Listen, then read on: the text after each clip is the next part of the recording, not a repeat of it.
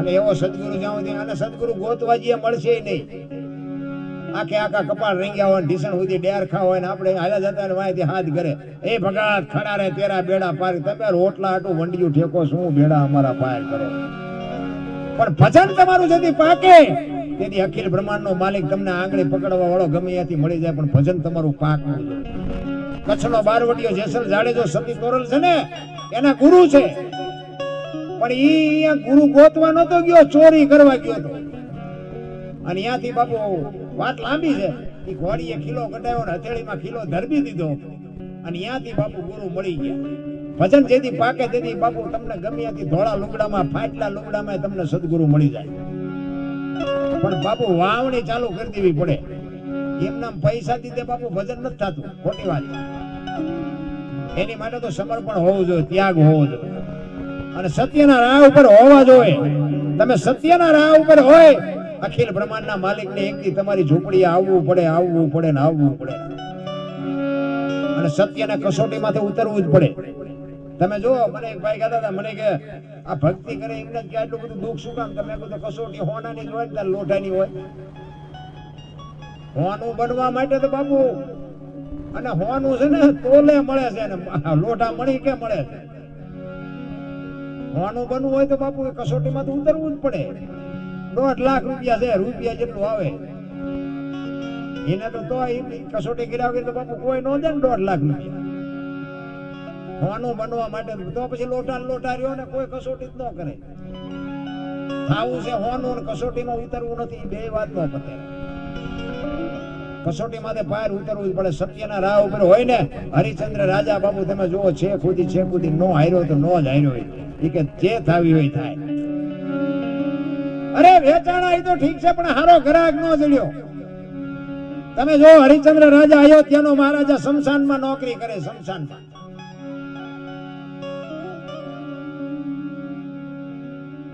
અને દીકરા રોહિત ને એરું કઈડ્યો ને, તારામતી ને ખબર પડી ને તારામતી બાપુ વાળ તોડતી જાતી હતી. દીકરાને ઉપાડવા વાળું કોઈ નહોતું, ઓઢાડવાનું ખાપણ નહોતું.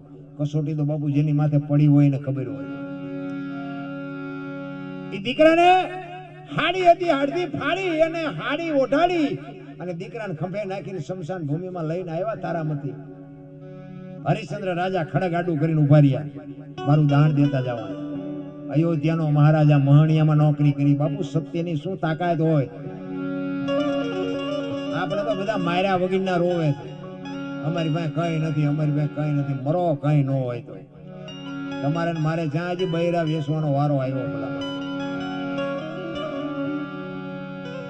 ખડગ આડું કરીને ઉભા રહ્યા અને હરિશ્ચંદ્ર ને તારામતી કહે છે કે સ્વામીનાથ તમે શું કહો છો? કે વાત બધી બરોબર. તમે આ રમકડા બધા બેહાડી દો, આવું ના હોય ને પાયા રાખો. ડિસ્ટર્બ થાય છે મને આમાં, અહીંયા ધ્યાન વ્યુ જાય ને. હરિશ્ચંદ્ર કે હું તમને ઓળખું છું, ના મળતું કોનું એ ઓળખું છું, પણ હું અહીં નોકરી કરું છું.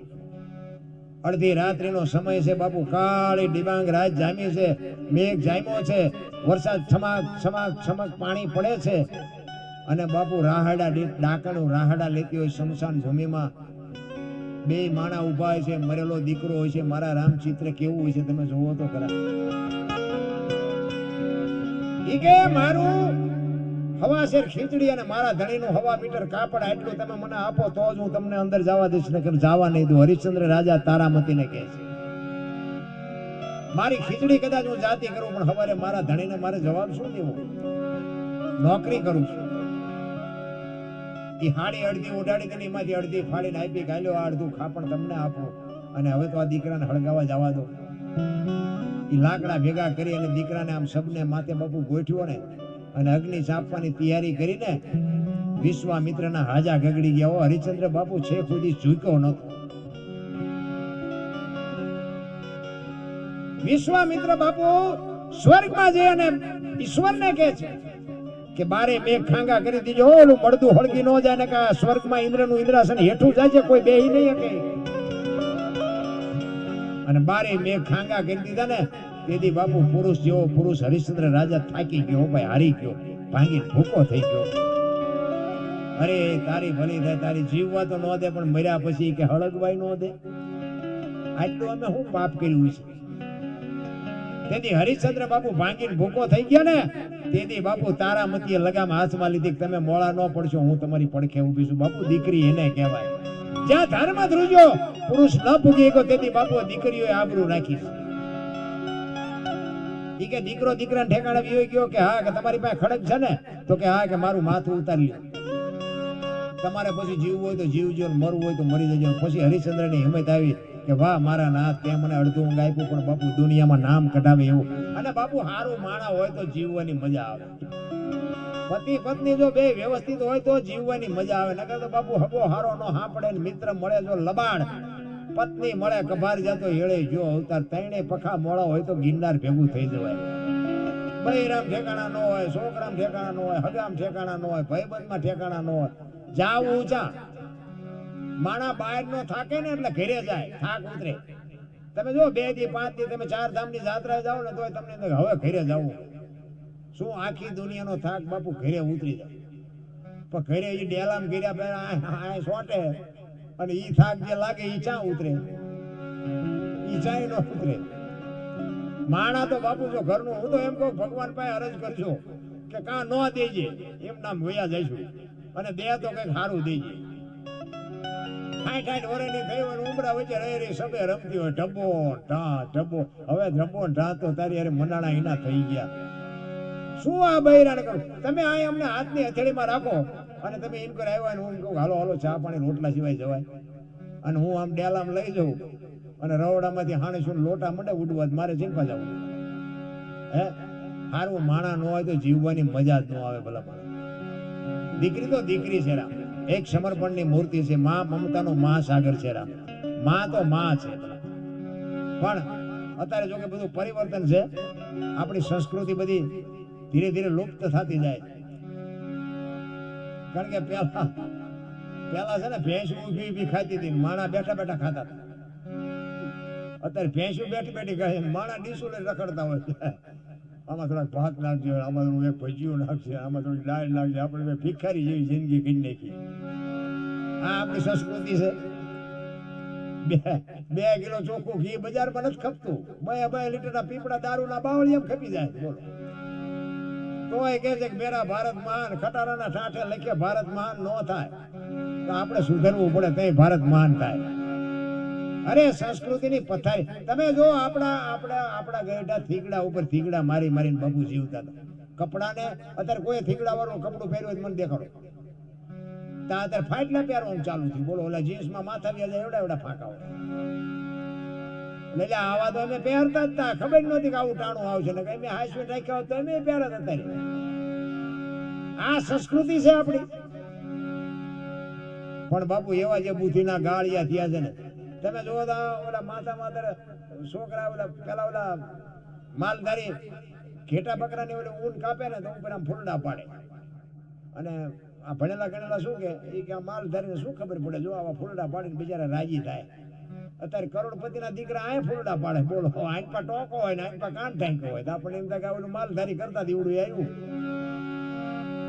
અરે બાપુ ખતમ કરી નાખી આપણી સંસ્કૃતિ. હું તો એમ કહું છું માને બાપને પગે લાગીને જાવ ને તો આખી દુનિયામાં ક્યાંય પગે ન લાગવું પડે. આપણી ગેરંટી. અને હું તો હાથ જોડીને વિનંતી કરું છું, મારી એવી કોઈ ઓકાત નથી કે હું તમને સલાહ દઉં, પણ બાપુ વ્યવસ્થિત જો જિંદગી જીવવી હોય ને તો મા બાપ હોય તો, ન હોય તો ભાઈ ફોટા અગરબત્તીઓ કરે કાંઈ નહીં હોય. પણ હોય ને તો માને બાપને બાપુ સાચવજો. તમારે જિંદગીમાં કોઈ દી મોળો દીધ ન હોય. હું તો બેનું નહીં કહું, તમારા લગ્ન થઈ ગયા પછી તમારા સાસુ સસરા છે ને ઈ જ તમારા મા બાપ છે. અને પાણીના લોટાની જરૂર હોય, બાવડું પકડવાની જરૂર હોય તો બાપુ પકડજો. તમારી પેટીમાં કોઈ દી મોળું સંતાન પાકે જ નહીં. પણ ગઢા મા બાપ જ નથી ગમતા. બોલો પછી મા બાપને રોટલા ન દે, ભૂખ્યા મારે, પછી 5 ગામને ભેગા કરીને જમાડે. 5 ગામ કે ધુમાડા બંધ દીધા. બાપા વાંહે ઘણું કર્યું, ઘણું કઈ નહીં, એમને ભૂખ્યા માર્યા છે. તો સારું લગાડવા હાટું થઈને બધા ભેગા કર્યા છે. પછી બાપુ ખોટા રોટલા દેખાડે કઈ ન હોય તો જાણવી લેજો. કારણ કે તમારા માટે બાપુ છે એને સમર્પણ કર્યું છે, એને જે ભોગ આપ્યો છે, અને એમાં જે માં છે ને એને જે 9 મહિના ઉદરમાં રાખીને એની જે પીડા ને એની જે વેદના વેઠી છે ને એ તો બાપુ માને ખબર હોય, તમને મને શું ખબર હોય ભલા મને. એક એને 2 ટાઈમ રોટલાની જરૂર છે, બીજી કોઈ એને જરૂર ન હોય. એક તમારા પછી ઘણા એમ કે આશ્રમમાં મૂકી આવીને પછી અમે અહીંયા ક્યારેક આંટો મારી આવીને ક્યારેક આમ કરી આવીને ક્યારેક પૈસા દઈ આવી. એને પૈસાની જરૂર નથી, એને હૂંફની જરૂર છે, એના સંતાનની હૂંફની જરૂર છે. તમે ગમે એવા માવતર બાપુ ગઈઢા હોય ને એને તમે પૂછીને જાઓ ને અથવા તો તમે અડધી કલાક એની પાસે બેહો ને ત્યાં એનું હૈયું બાપુ ઠરીને એમ થઈ જાય, મારો દીકરો હજી મને પૂછ્યા વગર પાણી નથી પીતો. જિંદગીમાં કોઈ દી બાપુ તમને કોઈ દી તાવ ન આવે. ભલા મને 40 લાખની ગાડી લઈને નીકળે, વાયલી સીટમાં જોવો કૂતરો બેઠો લબરક લબરક કરતો. હવે આમાં માને બાપાને બેહાર્યા હોય તો અરે અમને હારું જોડું નથી જીડ્યો, અમારો દીકરો કેવી ગાડીમાં ફેરવે, જિંદગીમાં કાંટો ન વાગે. રામ પછી કે શું નડતું હોય છે, શું નડતું જોરો દાણા, શું નડતું હોય માતાજી બોલતી છે. અરે અત્યારે તો દાણા જોવાનું એટલું હાલ્યું છે, કરોડપતિના છોકરા જોર આવે બોલો. એટલે આપણે તમારે તો મૂક્યાનો માર્ગ નથી, તમને શું નડે છે? પણ આવડું આ જ નડે છે, બીજું કાંઈ નડતું નથી. મા બાપની બાપુ આંતળી કકડી જાય ને જિંદગીમાં તમે માતાજીએ નો કઈ કરે ને ભુવાજીએ કઈ ન કરે પછી બાપુ રોયે પાર નથી આવો. અને તમારી પ્રજા બાપુ તમારી સેવા ન કરે તમે ન કર્યું એટલે તમારી પ્રજા ન કરે. લખવું અહીંયા લખી લેજો, વ્યાજ સહી ચૂકવી દે. એટલે હું તો કહું છું માને બાપ ને સવારે પગે લાગીને જાવ ને પછી આ માં ભગવતીના મંદિરમાં આવીને પગે ન લાગો ને તોય માં સહી કરી દે, કાંઈ વાંધો નહીં. એની માને લાગીને આવ્યો છે ને જિંદગીમાં ક્યાંય ન નમવું પડે. આવા ધાન નહીં રે. કોઈ ગરીબ માણસની આંતળી જેથી કકડી જાય ને તેથી પેટીનો વિનાશ થઈ જાય.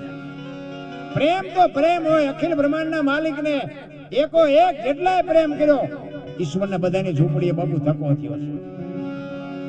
કહેવાનો મારો અર્થ એ છે કે દીકરીઓએ ધર્મ જ્યાં બાપુ તૂટી ગયો ને, પુરુષ જ્યાં થાકી ગયો ને ત્યાં દીકરીઓએ લગામ હાથમાં લીધી. તમે કહો તો હવાર સુધી તમને દાખલા આપો. રામચંદ્ર પરમાત્માને વનવાસ હતો, સીતાજીને નહોતો. પણ આજની દીકરીઓ માટે બાપુ કેળો પાડ્યો કે પતિને સુખમાં જ સાથ દેવો એવું નહીં, દુઃખમાં સાથ દેવાનો. બાપુ સીતાજીએ તમને મને કેળો પાડીને બતાવ્યું છે. રામાયણ છે ને આખી અદભુત છે. રામાયણ છે ને કઈક જુદી દુનિયા ચિતરી નાખી જુદી.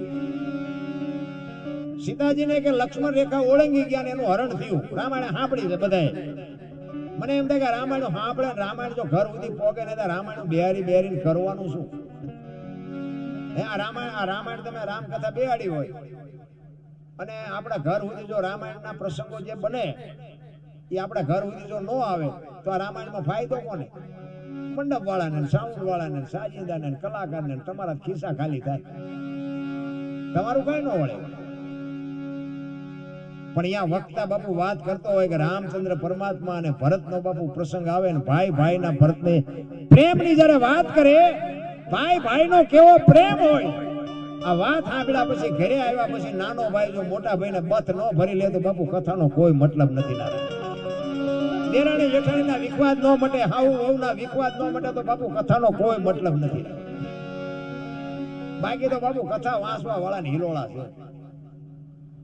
કથા જો આપણા ઘર સુધી જોકે મથે છે, કથાકારો મથે છે કે ભાઈ આવા દીકરા હોય, આવી દીકરીઓ હોય, આવા માતા પિતા હોય, આવા ભાઈઓ હોય.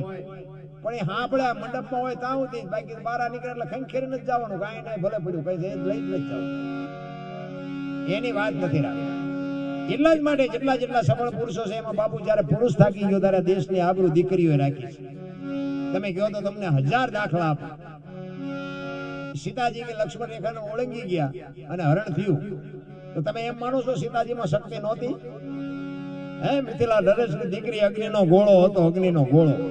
રાવણ માથે દ્રષ્ટિ પડે ને રાવણની રાખ આ દુનિયામાં ન પડે. પણ એ આજની દીકરીઓ માટે કેળો છે. જે લક્ષ્મણ રેખા ટકી જાય ને એનું આ દુનિયામાં હરણ જ થાય. રાવણ બાપુ ગામો ગામ રખડે છે, કાંઈ વેમમાં ન રહેતા કે રાવણ મરી ગયા. જે લક્ષ્મણ રેખા ટપી જાય, દીકરી હોય, માં હોય, પત્ની હોય, બાપ હોય, ભાઈ હોય, જે લક્ષ્મણ રેખા ટપે એનું આ દુનિયામાં હરણ જ થાય. રામાયણ એમ કે છે. તમે રામચંદ્ર પરમાત્મા કે હોનાના હરણને મારવા ગયા. હોનાના અણિયા હોય કોઈથી ભાર્યા છે? આપણને ખબર અત્યારે અણિયું આવ્યું તો આપણે હોત કે હોનાના ધણિયા નહીં હતા હોય તો આપણને ખબર પડે, રામને નહીં પડી હોય.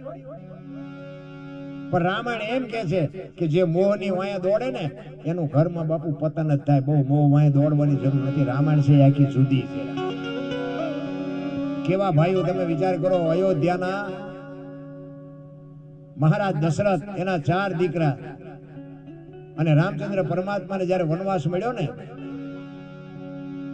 ત્યારે રામચંદ્ર પરમાત્મા લક્ષ્મણને ભલામણ કરે છે કે 14 વર્ષ કાલ પૂરા થાય હું આવતો રહીશ, બાપનું ધ્યાન રાખજે, રાજનું ધ્યાન રાખજે. અને લક્ષ્મણ કહે છે મોટા ભાઈ, મર્યાદાનો ભંગ થતો હોય તો મને માફ કરજો, પણ તમે મારા બાપ છો, સીતા મારી માં છે. મારા મા બાપ વનમાં જતો હોય તો અયોધ્યાનું રાજ જેને જોઈને મુબારક. બાપુ નોખી નોખી માયુના છોકરા હતા. વિચાર કરજો, અયોધ્યાની ગાદી તેથી કોઈ ધણી નહોતો. નગરી ગાદી એટલે દશરથ તારો દરબાર, ઇન્દ્ર જેની આશા કરે તેથી ભાઈઓ વિનાનું બેકાર કડવું લાગે કાગડા. અયોધ્યાની ગાદી બાકસના ખોખા ઘોડે રખડતી હતી, કોઈ ધણી નહોતો. અત્યારે આપણે જોવો તો એક વેચ જમીન હાટું હગો ભાઈ હગા ભાઈ મારી નાખે. આપણને એમ ખાલી રામાયણ જઈ ક્યાં? એક જાય ઉપર, એક જાય માલપા. જમીન તો ત્યાં પડી હોય. પછી ઓલો માલપા જો એની ખબર કાઢવા જાવ તો એ શું કે ઓલું પસાવી કરી જાય તો ભલે જાય, પણ મને બારો ઘટાવો તા વ્યાજ જવા દીધી હોત તો તારે મોડું થઈ ગયું હોય. ધરતી રાજા રામની કોઈની પૂરી કરી નથી. આ સાની માથે કઈક રાણા રમી ગયા ને કઈક વિયા ગયા નિરાશ. કોઈએ જેને કીધું ને કે લઈ જાઓ, આ રામાયણ છે ને એને કીધું કે લઈ જાઓ લઈ જાઓ લઈ જાઓ, એમાં કઈ ખૂટ્યું નહીં. મહાભારત કે કોઈને કઈ દેવું નથી એમાં કઈ વધ્યું નહીં. આ બે આપણે સામે આપડ્યા ગ્રંથ. જો આ મહાભારતમાં તમે જુઓ તો આપણે તો વાત આવી સાંભળી છે કે બધાને એવા 2-5 તો એવા હતા કે એક ભુજામાં 10 હાથીનું બળ હતું. બોલો હવે એમને ઉપયોગ શીમાં કર્યો? ભયું મારવા. શું કાઢ્યું? કાંઈ છે જ નહીં. અને આ પાંડવો ભલે જીત્યા, કૃષ્ણ પરમાત્મા હતા ને એમને વિજય મળ્યો ને હસ્તિનાપુરની ગાદી મળી, બધી વાત બરોબર. પણ એમને બાપુ ઈ રાજ કેવું સારું લાગ્યું? છેલ્લે હાડ હેમાળે ગાળવા જવું પડ્યું. બાપુ આ ધર્મરાજા જેવા ધર્મરાજાને બાપુ આ દુનિયા છોડીને દીધી 5 ફૂટ જગ્યા ન મળી. બાપુ શું કર્મની ગતિ હોય શકે? માલિકને કૃષ્ણ પરમાત્માએ બાણથી વિધી નાખી. એનું કર્મ શું? ગંગાનો પુત્ર ભીષ્મ બાપુ છેલ્લે બાણની પથારીમાં હોવું પડ્યું. એનું શું કર્મ હશે? એમના દૂત જેને લેવા માટે આવે અને યુદ્ધ દૂતને એમ કે અત્યારે તું વ્યોજા 6 મહિના પછી આવજે, પોતાના મૃત્યુને રોકી શકે એવો સમર્થ ને સિદ્ધ પુરુષ. એને બાપુ તમે વિચાર કરો કે એને જો બાણની પથારીમાં હોવું પડે તો એનું કર્મ શું હોય છે? તો આપણે નહીં ભોગવવા પડે? કર્મની ગતિ છે ને હજી બાપુ કોઈ સમજી જ નથી. ધર્મરાજા જેવો ધર્મરાજા બાપુ પોતાના એક સત્યને માટે, પોતાના હક માટે લડ્યો. છેલ્લે બાપુ આ ધરતીમાં 5 ફૂટ જગ્યા ન મળી અને હિમાલય હાડ ગાળવા જવું પડ્યું. એનું શું કર્મ હશે? અત્યારે આપણે અત્યારે ચાલુ સમયની વાત કરો તો ભક્તિ કરે એવડા દુખી છે. લ્યો દુનિયાના બૂસ મારી સુખી છે. આપણી નજર સામેનો દાખલો. તો શું સમજવું આ કર્મ? પણ કરાય સારું કામ, મને એટલી ખબર પડે. બૂસ મારતા હોય ભલે મારે, ખોટું ન કરે. વાત ની એક વાત, બાકી નડે નડે નડે એ તો વાત પાકી છે. પણ હું તો એમ કહું કે જગત જીયા પછી જગત તમને યાદ કરે ને એને જીવા કહેવાય. મીઠપ ભરેલા માનવી જેથી જગ છોડીને જાય બાપુ, દુનિયાને યાદ કરવા પડે કે આપણે મર્યા પછી ગામમાં જો 5 જણા હરખી તો રોવે નહીં તેને જીવાય ન કહેવાય. એનો એક દાખલો પ્રજાપતિ પંઢરપુર મહારાષ્ટ્ર, ગોળો ભગત. અને જિંદગી બાપુ એવી જીવો ને, વાંકાનેરની બાજુમાં રાતી દેવડીના ખુમાનસિંહ દરબારને બાપુ આ ભજન લખવું પડ્યું. વાણી છે ને જ્યાં જ્યાં ભજન છે ને બાપુ ત્યાં વાતું પડી છે. એમનામ બાપુ ભજન કોઈ બને નહીં. કારણ કે પોતે અનુભવ કરીને ક્યાં શું છે ને એનું પરફેક્ટ કરીને આપણને આપ્યું છે. મીરાબાઈ હોય, જેઠીરામ હોય, દાસી જીવણ હોય, નરસિંહ મહેતા હોય, કોઈ પણ હોય, પોતે અનુભવ કર્યા છે ક્યાં શું પડ્યું. એટલે મીરાએ કીધું કે આત્માને ઓળખ્યા વિના 184 નહીં મટે, તમારી ભ્રમણા ભાંગ્યા વિના ભવના ફેરા નહીં મટે. આત્માની ઓળખાણ બાપુ કરવી કેવી રીતે? બધાય વાર્તાઓ કરે છે આત્માને ઓળખો, આત્માને, પણ છે ચા ઈ તો દેખાડો, કોક સરનામું તો દો. ભજન કરો ભજન કરો, પછી ઊંધા માથે થવું, ભજન કેમ કરવું એ તો કયો. ક્યાં કોઈ નથી. કરો કરો કરો એમ જ કરે છે. બસ આ ગુરુ શિષ્ય બનાવી દીધા. ગુરુ આવ્યા નથી, ગાળિયા નાખ્યા નથી, ગુરુ ને કઈ દેવું નથી, ચેલા ને કઈ જોતું નથી. હાલ્યું છે બધા એમ નથી. રામ બહુ અલૌકિક વસ્તુ છે. તમારો ને મારો આ માણસનો અવતાર મળ્યો ને એ કઈક અલૌકિક વસ્તુ છે. સવારામ બાપાએ 7 સલામ કીધી ને, એમાં ચોથી સલામ કીધી. તમે કોક દે સાંભળજો. ચોથી સલામ 4 ખાણી 1 બીજની જગબંધાણી પરખો અવિનાશી છે. એમાં ચોથી સલામ નો મોટો મહિમા. 4 ખાણી ની આ દુનિયા છે. આ જેટલું દેખાય છે ને એ આપણે ઊભું કર્યું છે, આ ભગવાને નથી કર્યું. 4 ખાણી ની આ દુનિયા છે.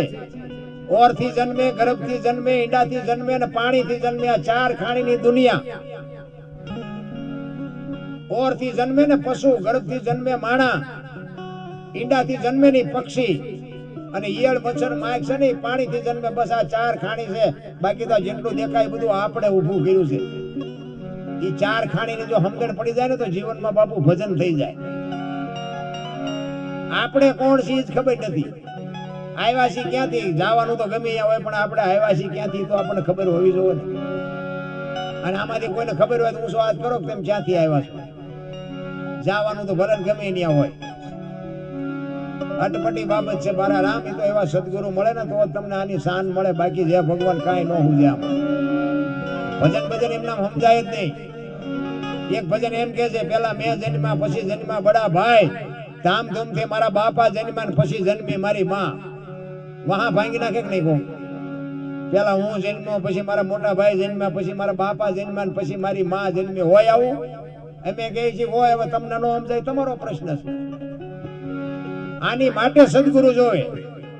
અને સદગુરુ સિવાય બાપુ આ કોઈ ન સમજાવે. તમે કોલેજ ભણ્યા હોય કે મોટું ગમે એટલી ડિગ્રી ભણી આવ્યો હોય, તમને કોઈ અહીંયા તમારા સાહેબ હોય ને પૂછજો કે આ એક પેલો કલાકાર આવ્યો તે આમ કહેતો, આનું શું થાય કોક દી પૂછજો.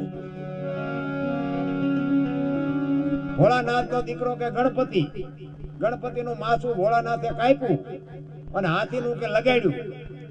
તે હું એમ કહું છું કોઈ કાપ્યું ત્યાં જ નહીં પડ્યું હોય, હાથીનું શું કામ લગાડ્યું? આ સમજવા માટે સદગુરુ જોવે. લગાડ્યું છે હાથીનું 100%, પણ આપણા ચકડા ગઈ ગયા નથી સમજાતું.